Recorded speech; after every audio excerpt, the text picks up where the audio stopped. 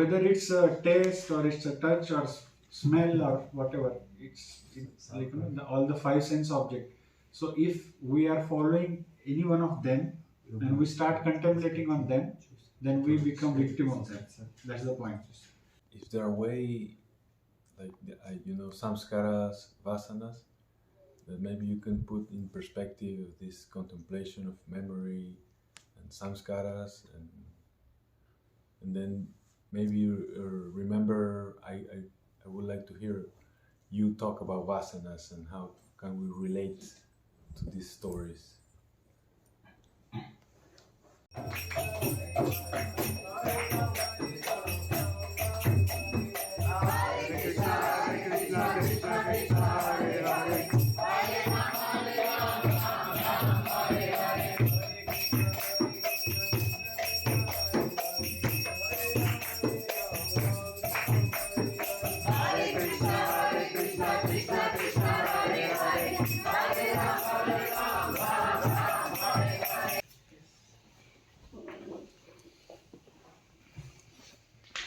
So we'll read the shloka. Tāni sarvāṇi saṁyamya yukta āsīta mat-paraḥ vaśe yasyendriyāṇi tasya prajñā pratiṣṭhitā. So one who restrains his senses, keeping them under full control and fixes his consciousness upon me, is known as a man of steady intelligence. Then the next verse, so 3 verses I thought of discussing. So the second verse is the famous verse, dhyāyato viṣayān puṁsaḥ saṅgas teṣūpajāyate saṅgāt sañjāyate kāmaḥ kāmāt krodho bhijāyate. Anybody would like to read translation? While contemplating the objects of the senses, a person develops attachment for them, and from such attachment lust develops, and from lust anger arises. Yeah. Okay. And the next is krodhat bhavati sammoha sammohat smriti bhramshat buddhinasha pranashyati. Anybody else has the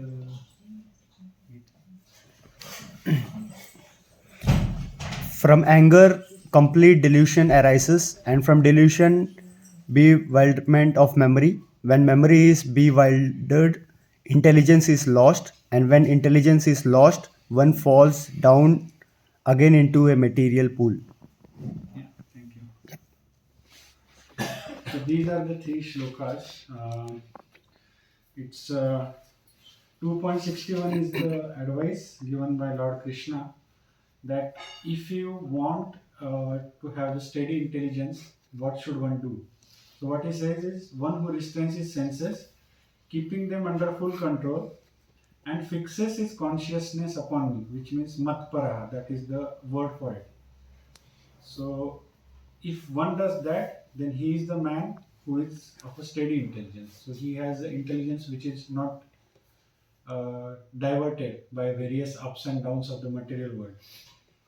But if one does not follow the advice of Lord Krishna particularly, then what is the consequence is that is in the next verse. That when the person is not attached to Krishna, or he is not fixing his consciousness upon Krishna, what happens is by default he starts contemplating the sense objects. And when one does that, he develops an attachment for them. So now when we are talking about the sense object or objects of the senses, what it means is like we have 5 senses, 5 knowledge acquiring senses. They are called as jnanendriya. Anybody knows, would like to tell what are these 5 knowledge acquiring senses? Seeing, hearing,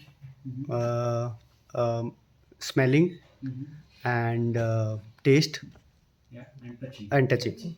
Yeah. So these are the 5 things and 5 senses like nose, ear, tongue, then mouth and skin. So all these 5 and their respective objects. So those are known as sense objects.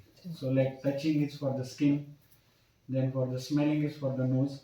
So if one is not focusing his consciousness upon Krishna, he by default starts contemplating on the objects of these senses. So one of these, maybe it's a particular kind of touch, particular smell, particular music or words or whatever, different things, according to one's taste, let's say.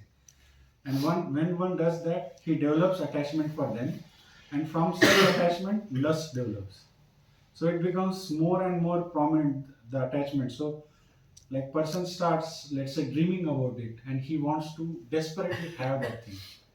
And when that does not happen, what happens next is the anger comes. That's the next stage.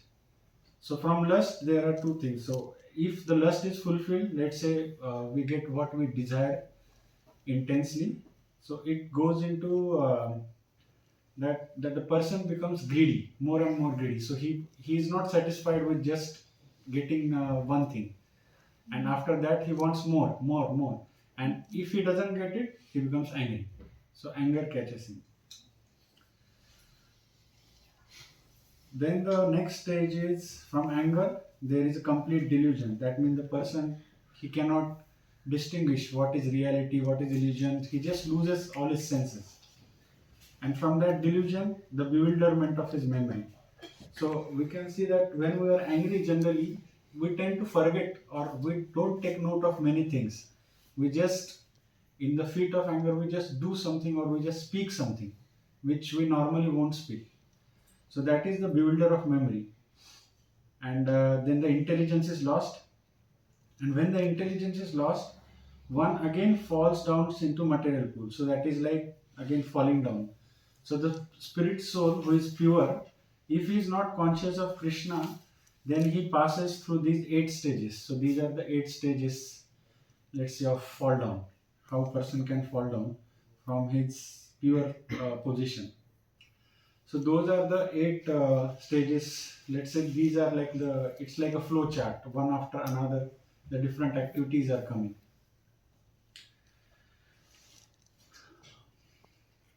So practically also we can see that, so for example, let's say you are doing some study, or you are doing some your regular work, and your friend is there and he shows you something which is, which you like very much. Let's say you like to eat a rasgulla or something like that. And while you are focused on your work, he is showing you that, okay, I have the rasgulla and you can eat it. So what happens generally is that mind is hooked to that, and we are just thinking, okay, when will I finish my work and I will have that. That kind of thing keeps on hovering in the mind. So we are just waiting when the work will finish. And let's say after work is finished, you get that rasgulla. Then with one you are not satisfied. You need more. You want more. And let's say by mistake or something like that, that rasgulla doesn't remain till you finish your work. Then by default you will become angry. Because you will be frustrated and you will become angry. So that is just like a practical example. How things can. There are so many examples of this principle actually. We can see it acting at so many levels. So our whole advertising industry, it is said that it works on this principle. Because what it does is, let's say somebody wants to sell a particular product. Then what they will do is they will keep on bombarding that thing on multiple occasions to different audiences. And the effect of that is, okay, first time we ignore, second time we ignore, but if we are continuously hearing that, then we start contemplating on that. Okay, if I get this, maybe I will become happy, maybe I will get this particular thing, and stuff like that. So that is the beginning of that. So whole advertising industry is doing that propaganda, and that is how it's working on that. Now also it's also interesting that this sense gratification, it can never satisfy us. As I said, because when you taste it one time, whatever kind of enjoyment, you want it more, because that's the nature of the conditioned, living entity, that he cannot be satisfied without anything. He cannot be satisfied with anything except Krishna, because we are as part and parcel of Supreme Personality of Godhead, we need some spiritual happiness to be really satisfied. And unless we have that, we cannot be fully satisfied. And that's why Lord Krishna says that yehi samsparshaja bhoga dukkha yonayavate. He says it in another shloka of Bhagavad Gita, that whichever pleasures they begin with this object, with this contact of the sense and sense object, they ultimately lead to misery. So it may sound good in the beginning, but at the end it's going to lead you to misery. And what is the reason for that? Because Adyantavanta, he says that it has the beginning and it has the end. It's not like eternal, it's temporal. So it will have the beginning, it will have the end. So you can never be fully satisfied. Or even if you are satisfied for some time, you cannot be fully satisfied for all the time. So that's the, let's say, the part of this verse. Now interestingly here, in the purpose, Lord Srila Prabhupada mentions about an example of Lord Shiva and Haridas Thakur. So which when I read first time it was a bit confusing for me, but that's why I wanted to also maybe touch upon that part. So he said that Lord Shiva was deep in meditation, but when Parvati agitated him for sense pleasure, he agreed for that proposal, and as a result, Kartikeya was born. So this is the story of Lord Shiva and how his son Kartikeya was born, who, of course, it was a divine arrangement because demigods, they were urgently in need of a commander of chief of their army to lead them in a battle. And that blessing was given that only a son who is born of Lord Shiva and Parvati, he will be able to fight that battle. And that is why this all arrangement was there. So that is the birth of Kartikeya, and that is the example that Prabhupada gives. And he gives on the contrary, when the Haridas Thakur, who we refer as Namacharya, who is like incarnation of Lord Brahma, he was born in the pastime of Chaitanya Mahaprabhu as Haridas Thakur, and we know him as Namacharya, who is constantly taking shelter of the holy names. Like it is said that he would be chanting 192 rounds of Hare Krishna Mahamantra. So if we are chanting 16 rounds, it takes, let's say, around 2 hours or so, something like that. So when he chants 192 rounds, it will take like almost day for him. And he was not doing that only for one day, like let's say, let's do it on Nirjala Ekadashi or some special day. It was like daily routine for him. He was so much attached, basically, that's the point. That's why he was entitled by Lord Chaitanya as Namacharya. So when Haridas Thakur was a young devotee of Lord, he was similarly allured by the incarnation of Maya Devi. But Haridas easily passed test because of his unalloyed devotion to Lord Krishna. So there are two instances of such things in life of Haridas Thakur. One time when Haridas Thakur was in a village, the head of the village was quite envious of him, and he wanted to somehow or other pull him down from his position, because many people were starting to respect him because he was such a saintly person. So what he did was he sent a prostitute to him, so that he will fall down, and so that the person, this person who wanted to defame him will get the instance or the evidence that then he can tell it to to all the people, that this person is not actually saintly, but he is just a rogue. So he sent that prostitute to him, and she came to Haridas Thakur, and she said that, okay, Haridas Thakur, I am here with you, and I am so much attracted to you, and I want to enjoy with you. So Haridas Thakur said, okay, I will satisfy your desire, but now I am chanting the holy names. So I have a particular vow to continue chanting, and I want to finish my rounds. So he continued chanting, and his rounds never finished, of course. So that prostitute was waiting, and she had to go away in the morning. So he said, okay, sorry, I couldn't satisfy you today, but please come next time or next day. So she comes again next day, but it's again the same story. So like that, 3 days happens in a row. And by hearing of these holy names continuously from the mouth of Haridas Thakur, that prostitute becomes pure. And she takes initiation from Haridas Thakur, like she accepts him as a guru. And she herself becomes a famous saint later on. So people from various nearby villages were coming to take, her darshan. And similarly, this was the first instance, and there is a second instance where it is said that the Maya Devi herself, when she came at a later point of time, again to allure Haridas Thakur from his daily routine or his attachment to Lord Krishna's name, she wanted to divert him somehow, but she couldn't do that because he was so fixed up in the chanting of the holy name and his unalloyed devotion to Lord Krishna. So now this example it may seem that it's a comparison between Lord Shiva and Haridas Thakur, but that's not the case. I was hearing in a lecture that this is more, this is more of a comparison between the processes which were they following. So particularly in this case, Lord Shiva, it is mentioned that he was deep in a meditation, which is like a Jnana Yoga or Dhyan Yoga, let's say. But Haridas Thakur, he was practicing devotional service. So it focuses or it tries to amplify the glory, or let's say glorify the glories of the devotional service. Like how the path of Bhakti Yoga is superior. That a person can overcome all allurements just by following it.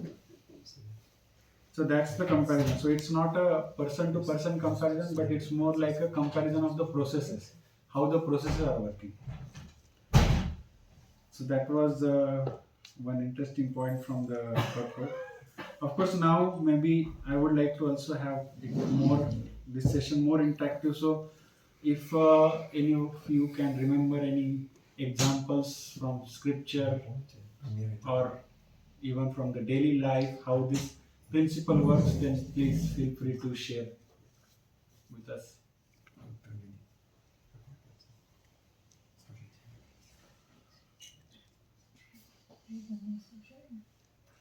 You mean say which principle? The principle that the devotional service is higher than. Sorry. I wanted to say the principle of this verse, that how when the person starts contemplating on the object of senses, ultimately it leads to his fall down. That principle. So in scripture there are many examples, so if you can share some of them or whatever you like. Yeah, as a kid when I saw the cookies, and I needed to eat them.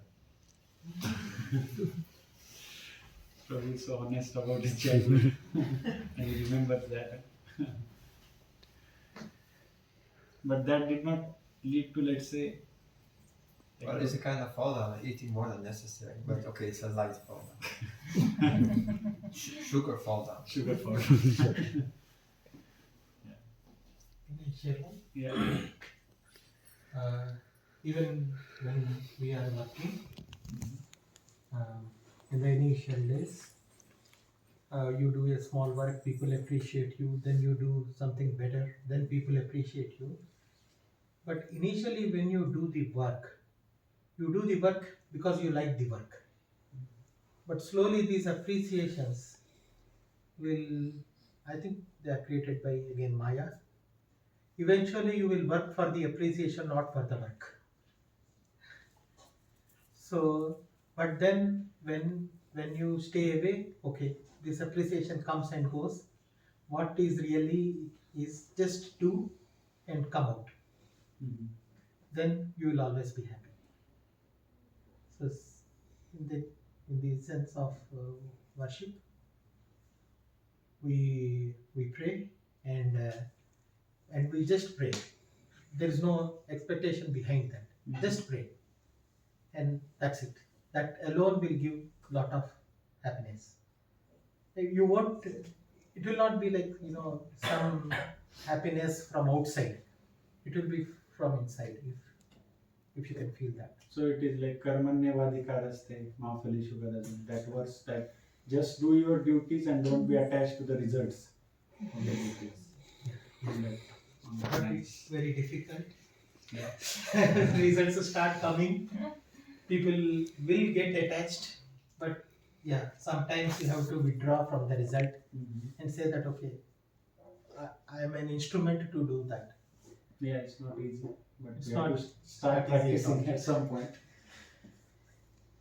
Yes, bro, you were saying something? But your question is that we give examples of after contemplating the senses with Buddha. Yeah.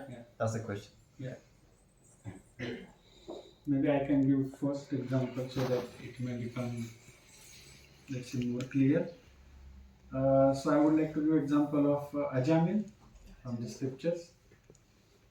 How many of you know the story of Ajamil in detail?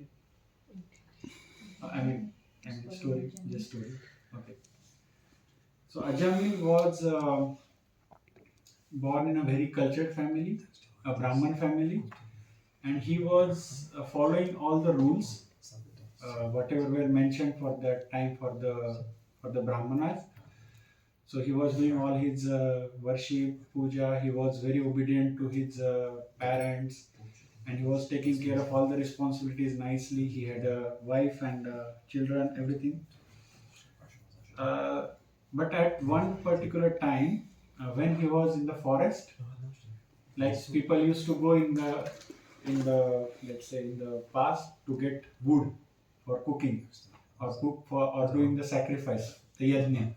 So he was there to collect the woods in the forest, and while coming back, he saw that there was a prostitute and there was a person who were enjoying together. And by seeing that scene, he initially tried to remember all the good instructions from the scriptures that he had heard, or he had heard from his superiors. He tried to collect all those instructions, but so he somehow came out from that scene and he went back to his home. But after he went back to home, that scene still remained in his mind. So he kept on contemplating. He did not want to go there, but it was just contemplating, and he at one point just let go. And as he continued to contemplate on that particular scene, he eventually developed the attachment to that particular prostitute.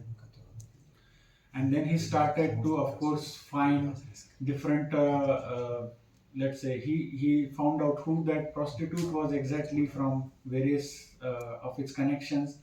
And so much so that he brought that prostitute to his home. And he kicked out his parents and his good wife and kids out of the home. And he continued to live like that with total, that kind of sinful life for many number of years. But since he had practiced that, I mean, the sins were not just the normal sins. It is said that just to get the money to satisfy that prostitute, he started to engage in all kinds of activities, like killing others, decorating others' home. So all these kind of activities. And at the end of his life, when he was just about to pass from this world, because of his earlier life, which he had done the pious activities, he had named his youngest son to Narayan, the name as Narayan. So at the end of his life, he just called out the name of this son. He was not referring to Lord or Lord Krishna, Lord Vishnu, but he was just referring to his son, and he called out very intensely Narayan. So it was such an intense, cry for Lord Vishnu, that the Yamdutas were there who were just about to take his life, but at the same time Vishnudutas are like the servants of Lord Vishnu. They came and they rescued him and they gave him the second life. And that's why there is a book by Prabhupada, The Second Chance. It's about Ajamil. So that's one story, how the contemplation on the sense object can lead to the fall down. So if you have any such examples, if you now can recollect or relate with it, then please feel free to share.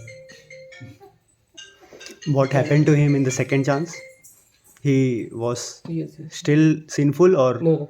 he was good, no? He's Hmm. devotee. Became Devotee. devotee. Okay. Pure devotee. Yeah, he went to the place, I think Haridwar, and there he continued to perform all the devotional activities, and at the end of life he was perfect. Okay, that's good. You utilized the second chance. Yes. And Raja Jad Bharat also Mhm. one of the story which is like he left his whole kingdom for like thinking and for austerity. Okay, penances. Uh, he went to forest there. Somehow he saw the deer like she is pregnant and she gave the birth of child deer. Okay, but they went away and child deer was like stay there near to Raja Bharat. Okay, and after seeing that he took care like that deer very fondly, like he took care everything he is doing, feeding and everything. He is too much attached because he's just caring attachment, like everything he's doing. After some time she like deer grown up, and then after seeing the other deers she went away along with them. But Raja Jad Bharat, like Bharat, that time he was thinking about that deer only, that how she will do, what she will eat, like that he is thinking. And on thinking that he left the body and he got the body of deer, like, but he was like a very pious person, like devotee person, so he remembered everything what he did. So in second time he used to be like near to brahmanas or like sadhus. He just eat the remnants from their food stuff. And after that life, because he get to know, he identified that okay, I made mistake and then I fall down. Okay, so now I should not do anything. I just need to keep in association of the devotees. Okay, and then next time I will get the chance because of mercy of Vaishnavas. Okay, then he became Jad Bharat in third life. Okay, so there he used to like for worlds he is like mad person, like for others like think that okay, Jad Bharat is like Jad only. He is not intelligent person, but inside he's like Jad Bharat is like thinking okay, I need to only focus on devotional service, then only I will go to, I can progress and I can go to back to Godhead. So he was just thinking only that thing. So after that he became like famous devotee, and he went also. Yeah, so much so that he enlightened the king. Yes, enlightened the king also. Yeah. Very nice example. Yes, Prabhu. I just remember there was somebody who glanced at the Lord's wife. Any name come to mind? Got in trouble for that. Because the topic is looking at somebody and then getting in trouble. Huh? So there was quite a famous person with an R. Shivji, like Shankar Bhagavan, like Shivji and Parvati. Shivji is giving the lecture on renunciation, and Parvati, like Mata, is sitting on her lap. Oh, yeah, that's another story. Okay, another story. Chitrake, but that is okay. You mean that Lord? Yeah. I was thinking of the Lord on an R. Okay. It's a very famous story. You must all know. Many of you will know. So he looked, the beauty of the Lord's wife attracted him. Remember, and he got in big trouble because then he wanted to have Ravana. Yeah. Duplicate Parvati. Mandadari. similar copy of it. Yeah. This is also a very powerful example. So first two examples what we saw was one was Ajamil and one was Bharat Maharaj. So both of them, they were on the pious track or on the good track, but they got diverted. But in case of Ravana, he was already on a bad track, and further he was surrounded by people who were on bad track. So in this particular instance, what Prabhuji had mentioned that his sister Shurpanakha, because she was insulted by Lord Ram and Lakshman, she went back to Ravana, and after going to Ravana, she started describing the beauty of Mother Sita to him. And when Ravana heard that description of Mother Sita, so he started this dhyāyato viṣayān puṁsaḥ. He started contemplating. Okay, I mean, he already had many beautiful wives. It was not that he was having just one wife, so many beautiful wives. But when he heard this beauty of Sita, then he started contemplating and he became attached to it. So it was, again, of course, we know the complete story, how it led to the fall down. So that's also a wonderful example. One more story, Surdas also fall down from initially he is Brahmana, but he fall down and due to prostitute only. After he married also to that prostitute, and after that he fall down, and then his father also died. After that, his wife told okay, no, prostitute told, because one time what happened, the Surdas, his father died, but he was living with prostitute, and he has to go to that father for funeral, okay, to do the funeral. So while coming back, it's too much thunderstorm and rain was coming, and one river also needs to cross. So what happened, he couldn't stay till rain stopped and all, and river also flowing very high. So, but he is thinking about his her prostitute only, about her, and he swam, and somehow he managed to cross. But how he managed, he because in our India sometimes people throw the dead bodies also in the river. So he just took the help of dead body and he crossed somehow to the other side.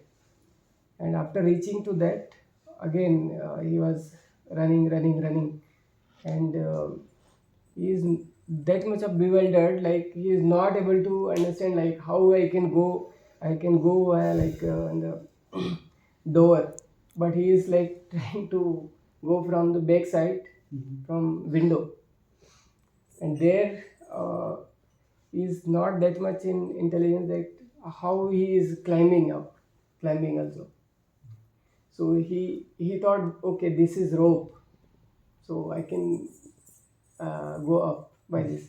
But that was snake, the dead snake. Okay, he used to come out there, and then prostitute told that if you came in that situation for me, which is a temporary thing, but if you have put all the efforts for God, then you would have achieved that.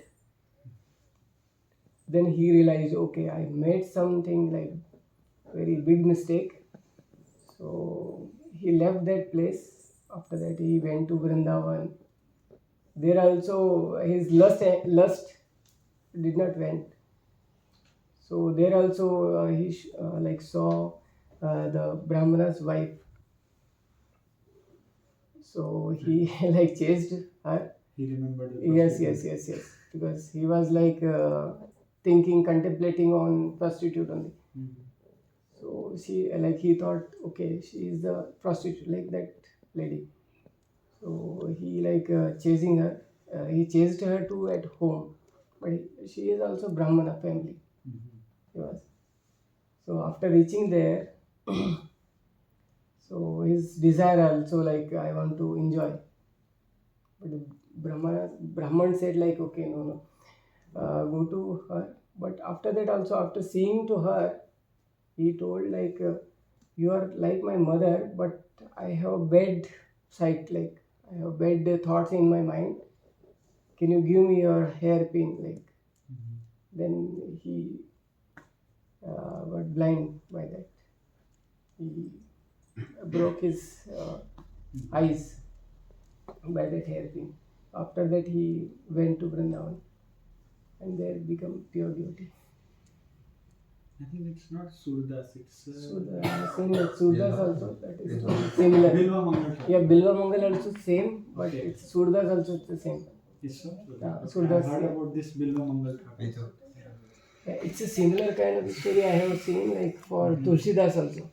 Okay. It's the same kind of story. It's a Bilva Mangal. So what it? Yeah. Three devotees, But you want Veena, a Mangal special- Thakur, yeah, and Surdas. Do you want to hear examples of where we're contemplating the senses? That leads to the flow. Yeah. In this case also, as he mentioned, he was so much attached to that prostitute that he could not distinguish between the dead body Yes, and the yes. boat to cross the Yes. river, Yeah. or between the rope and the snake to climb. So Okay. that is the bewilder. What was that? Bewilderment of memory and loss of intelligence. So he lost all his intelligence because of that particular thing. So that's how it started. So again, we see the contemplation is the root cause. So that is the starting point, and then it continues. And then the details are different in different cases, but ultimately the result is same. That the fall down happens. From whatever one is doing, he falls down. But he leaves that thing. Yes, Guru. Yes. Is there a way, like samskaras, vasanas, that maybe you can put in perspective this contemplation of memory and samskaras, and then maybe you remember. I would like to hear you talk about vasanas and how can we relate to these stories.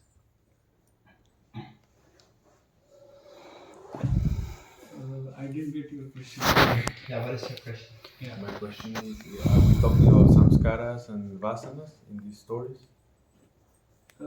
Not exactly, but it's related to vasanas in the sense that once we start having this contemplation of senses, then automatically the vasana means bad desires. So that's how it starts coming, and then the thing starts following. But I'm not sure the relation between samskaras and vasanas. I'm not sure.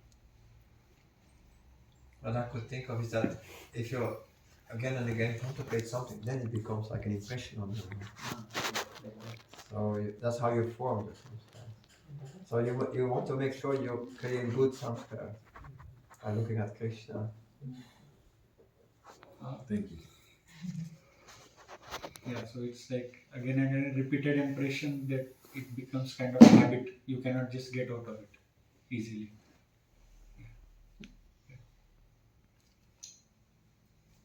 If I may, I think in the scriptures, whether it is samskaras or vasanas, they are one and the same. So a person carries from the previous births whatever are his affiliations. That means in the previous birth he has some kind of desires. Those desires will get carried to the next birth, and you have to ideally do by practice, by Krishna consciousness, by praying to God, move away from those attachments or desires and purify yourself. They will be registered in your Chitta, consciousness. in your consciousness they will be registered. You have to uproot them, throw them away, and fill it with pure thought. Okay. Any more examples, if somebody can remember? Okay, I have one, or let's say two more. One is that of Shobari Muni. So Shobari Muni is one of the sages who was meditating underwater for a number of years. So he was there underwater, and at one point of time, because he was living underwater, he became attached to the fishes, fishes who were surrounding him. So when there was a dispute between him and the carrier of Lord Vishnu, Garuda, and he actually cursed Garuda, and that's how he committed an offense to the devotee, great devotee like Garuda. And eventually, because of this attachment to that, this attachment to the fishes, what happened was, after doing this, after giving this curse to Garuda, he became attached to. He was already attached to fishes, but he saw one time two fishes, uniting with each other. And after he saw that, he again, this thing again started. That he started contemplating, and then he just came out of his, his meditation or his tapasya, his penance, and he came out, and he fell down from his position. So whether it's a taste or it's a touch or smell or whatever, it's like all the five sense object. So if we are following any one of them and we start contemplating on them, then we become victim of that. That's the point. And then another famous example is that of Vishwamitra Muni. When Vishwamitra Muni, it is said that he would be penacing so hard that in the summer time he would have the 7 circles of fire, and he would sit at the center of it to do his tapasya or his meditation. And in the winters, I don't remember the exactly details, but it was similar penance that he would perform, that he would be inside the coldest regions. He would be sitting, and there he would be performing his penances. So that's quite high degree of penance. Huh? We cannot imagine even doing that. If the weather becomes a little cold, we are just like searching after our different jackets and everything. So that kind of tapasya he was doing, but then when he was doing the tapasya, he heard ching, ching, ching, ching. So he heard the ankle bells of a woman. Anybody knows the name of that woman? Menaka. So she was particularly sent by the demigods to disturb his penance or tapasya, and he heard her ankle bells. So initially he ignored because he was knowing that it would be a kind of distraction. But it was again, you see, this was one of the object of senses, which is the sound. So he got attached to that sound, and then he became curious about it. Okay, who is, from where this sound is coming? And eventually then he opened his eyes. He saw that girl, and of course then he married with her, and everything followed. So Vishwamitra Muni then fell down from his position. Now next time when he came to his senses and he understood, okay, I made a mistake, and then he again started doing his penances, tapasya again. And that time he was distracted by another of the heavenly apsaras or damsels, and this time I think she was Urvashi. And this time he knew that somebody is going to distract me. So instead of becoming attracted to that person, he became very angry, and he just cursed that person. So in either way he fell down. So in first case he fell down because of the lust, and in second case he fell down because of the anger. So in both cases it happened like that.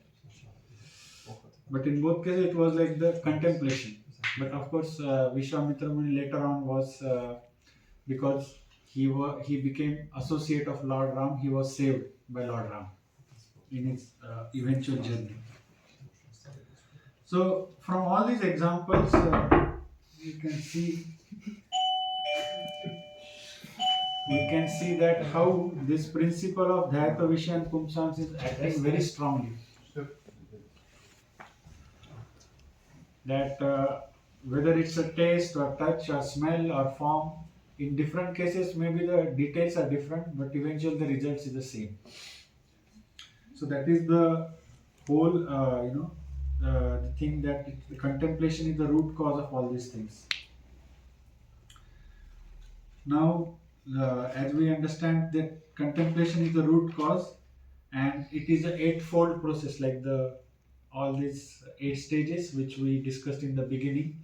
How contemplation, then the person becomes attached, then he develops lust, anger, then he becomes bewildered, his intelligence is lost, and then he falls down. So these 8 let's say steps, or 8 steps in the flow chart of fall down. So now to conquer that, we have 9 stages of bhakti that we can do. So these are like Shraddha, Sadhu Sangha, Bhajan Kriya, Anartha Nivrutti, Nishtha, Ruchi, Asakti, Bhava and Prem. So these are outlined in Chaitanya Charitamrita, how this ninefold process of devotional service is there. So initially, like we can see in our own life also, that all of us had little faith somewhere in God or in the message of God, and that's how we become attracted to the saintly people. So that is the second stage, like Sadhu Sangha.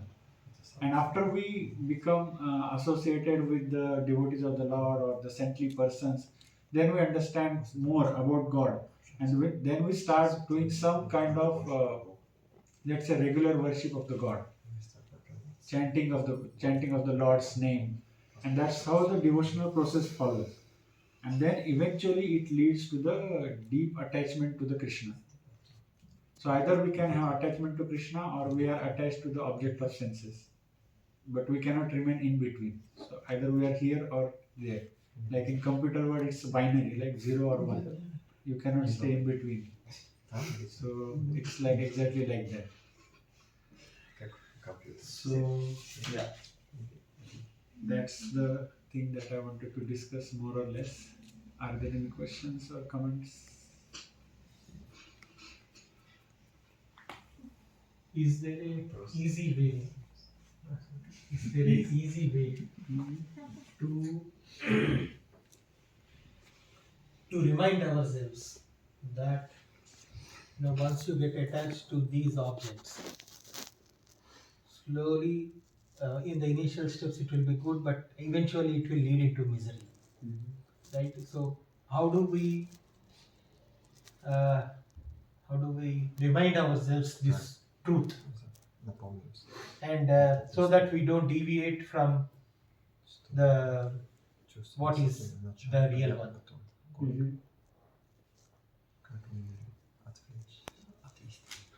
So there are, like as I mentioned about the devotional service, it says, like it is said that we have ABCD. Like if you want to learn something, we have the ABCD. Yeah. Similarly, for devotional service, we also have the ABCD.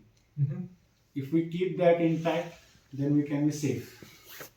And the A stands for association, like Sadhu Sangha. So like we are coming here, we are trying to associate with the different devotees or practitioners of bhakti, so that we get reminded, okay, this is what is important in life and I should be focused on this.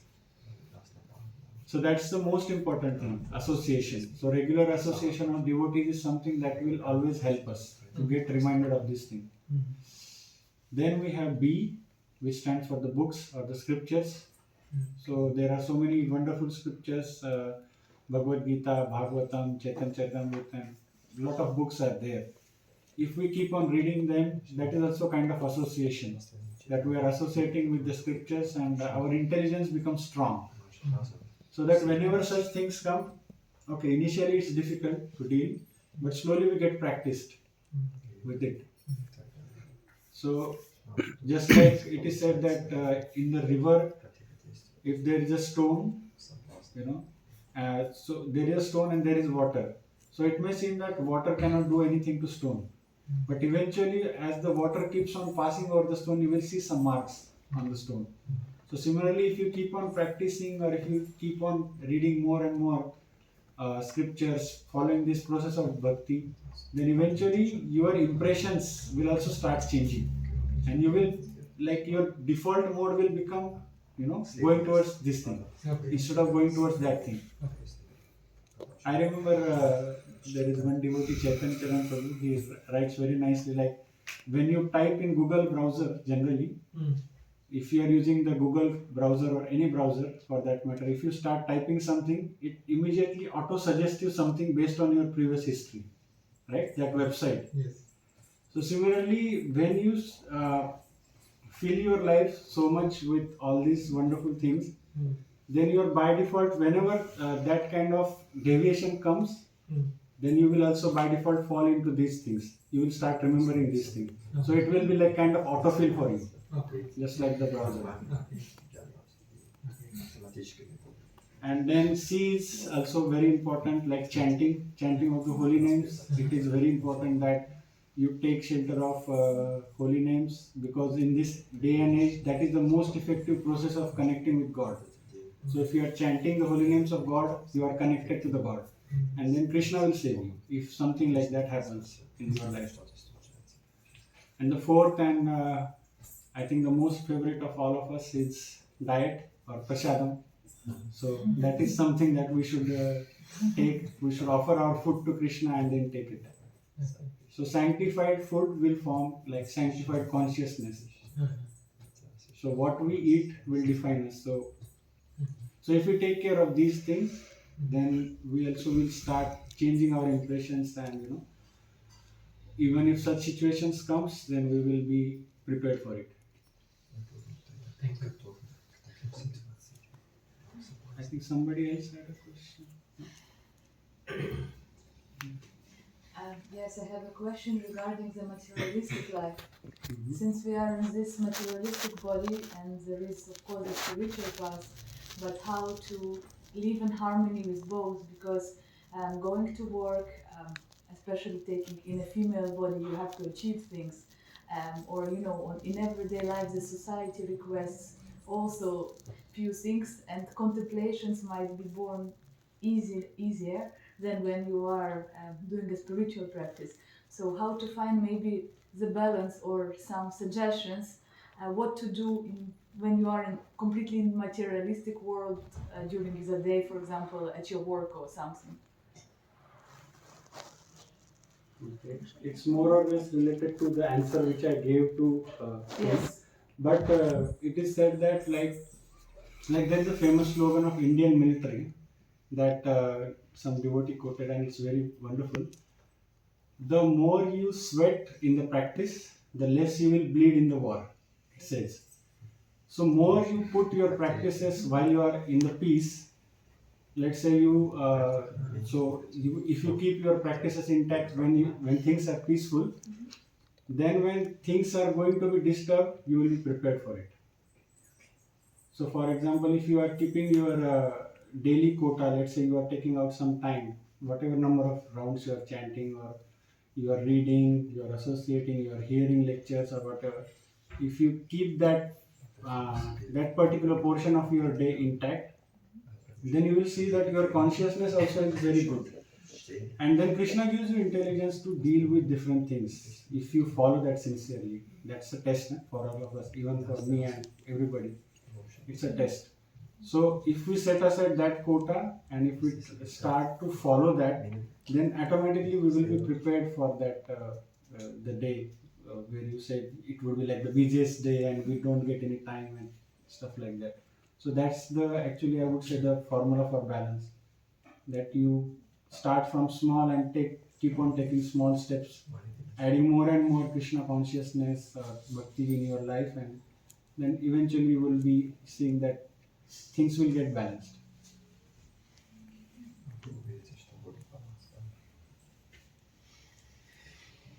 Back, somebody had a question? No? You had a question? Would you please repeat the 9 process in English? You said it in Sanskrit, perhaps. The 9 Okay. processes of 9 devotion, processes because of most of us, illiterate in Sanskrit. Yeah. Sanskrit and Sanskrit. Yeah. Okay, I will try to let's say phrase it. Maybe Prabhu, you know better. Or I can help when you don't know. Okay. Okay. So initially Shraddha. Shraddha is like faith. That's the first thing.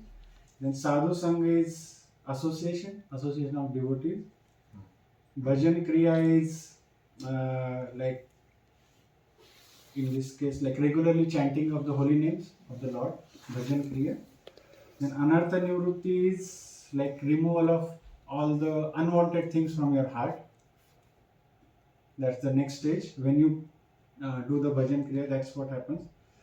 Then you get nishtha. Nishtha is like very strong faith in the process. Then there is ruchi. That means you start liking something, start liking it.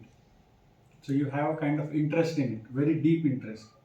And then when it gets intensified into asakti. Asakti is like attachment. So you become attached to it. Means you cannot live without it. And then there is bhav, for which I don't know the English word, if you can help. Yeah, it's many times translated by Srila Prabhupada like the preliminary stage of love of God. So spiritual emotion is coming. Spiritual emotion. Okay. Yeah, that is bhav. Bhav.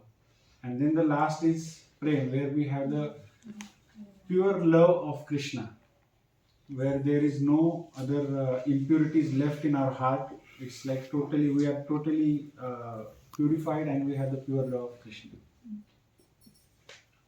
Thank you very much. Thank you. So in that counteracts which 8 phases of fall down, please? Just to refresh my memory. Okay. So it is first is contemplating the object of senses. That's the beginning. Then person becomes attachment. So he becomes attached to that thing. He develops lust, very strong desire for them. Then when the lust is unfulfilled, he becomes angry. And from angry he becomes the memory is bewildered. From memory is bewildered, the intelligence is lost. And after that the person falls down.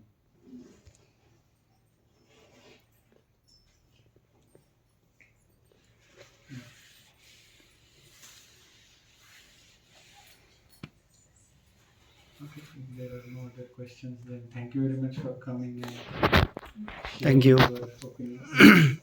Hare Krishna. Hare Krishna.